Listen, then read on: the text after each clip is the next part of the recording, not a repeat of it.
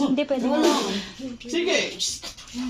Tulong, Diyos ko. Kukuryentehin kita dito. Sige. Tulong, sagutin mo. O Diyos, ang mga kapangyarihan sa lahat. Ipagkalap niyo pa ang kuryente na bumula sa kanila. Lusawin ang kapangyarihan ni Tim at manginginig sa katawan ng tao ito. Kuryente, pasok! Diyos ko, tulong. Sige. Tulong, Diyos ko. Diyos ko, Diyos ko. Sino ka masamang espiritu na sa kanyang katawan? Diyos ko. Magpasailalim ka. Magpasakop ka sa kapangyarihan ng Panginoon Diyos. Kaya hindi. Kukuryentehin kita at pahirapan kita sa katawan ng tao ito.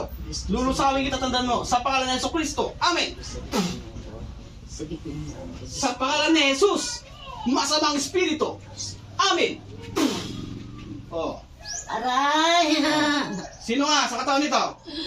Bakit mo ginagambala ito? May lumalaro sa kanya, Gil. Tulang! May lumalaro sa kanya. Sige. Pagkalagin mo ito, tanggalin mo yung lagay mo sakit sa katawan niya. Tulang! Tanggalin mo. Tanggalin mo. Tanggalin mo. Hindi mas ipaputog yan. Alam niya. Alisin mo yung sakit na lagay mo sa katawan niya. Tansya niya kasi yung Bakit mo ginagambala ito? Hindi masasaktan. Ha? Ginamit ko siya. Ha? Ginamit ko siya matagal na. Matagal na? Magpasakop ka sa kapangyarihan na pinagkaroon sa akin ng Panginoon Diyos ng mo. Apoy na nagbumula sa kalangitan na kinatakutan ng Lucifer. Sunugin ang masamang espiritu sa katawan ng tao ito sa pangalan ni Jesucristo. Amen! Diyos ko! Susunugin kita, tandaan mo. Walang sino man ang makapangyarihan, tandaan mo. Bigyan ako ng kapangyarihan ng Panginoon Diyos upang apakan ang kapangyarihan nyo. Ginamit ko yung anti mo. Wala na akong pakialam sa'yo. Gusto ko pagalingin mo ito. Oo.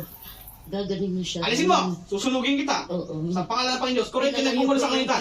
Papasukin ang kuryente sa kanyang katawan. Amen! Alisin ko rin yan. Oo. Sasalapan kita. Pangako. Pangako nangangako ako. Ginamit ko yung anti-moral. Wala akong pakialam. Oo. Hindi ko gusto marinig ang iyong pangalan at hindi ko marinig ang gusto marinig ang iyong boses. Ang gusto ko lamang ipagalingin mo at alisin mo ang sakit na pinagkaloob mo sa kanyang katawan. Oo, pangako. Ngayon hindi. Alisin ko. Alisin mo. Oo, ngayon Itapo mo lahat. nakaharap ako sa iyo. Oo, ngayon nakaharap ako sa iyo. Tanggalin mo. Oo.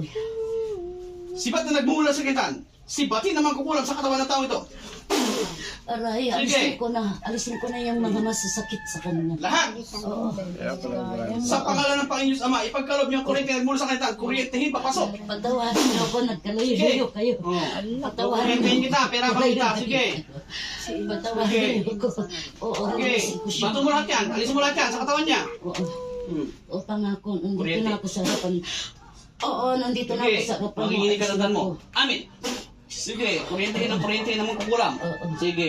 Oo, Gusto mo manginig kang ganyan? Patawad sa Ha? inyong lahat. Gusto mo? Patawad sa inyong Gusto lahat. mo kuryente ka ng ganyan? Oo, alisin ko. Ha? Tagalin. Tapusin. Papasukin yung kuryente yung pinakamalakas. Amin. Pasok kuryente ka ng katawan. Alisin ko. Kuryente kita. Pangako. Amin. Pangako. Oh. Pangako. Wala akong pakialam. Ang Alisin importante ko. sa akin ito, alisin mo at linisin mo ang katawan lupa ng katawan ng taong ito. Ano man sakit na pinagkalugod sa kanya, inuutusan kita. Magpasailalim ka sa pangalan ni Jesucristo.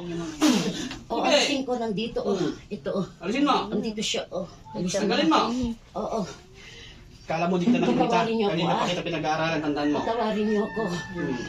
Patawarin niyo ako. Kanina pa kita pinag-aaralan, tandaan mo. O, alisin ko na nandito. Sa Panginoon Diyos kami ng tawad, hindi sa amin.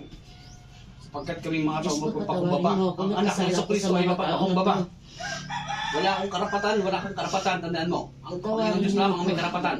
Kahit masamang espiritu na gumagambala sa kabalikong taong ito na sumisira sa kanyang kaisipan. Magsisisi. Ipagkaloob niyo pa, Noa Ama, Panginoon Diyos, ang kapangyarihan kidlat na nagbumula sa kalangitan, kidlatin na mangkukulam,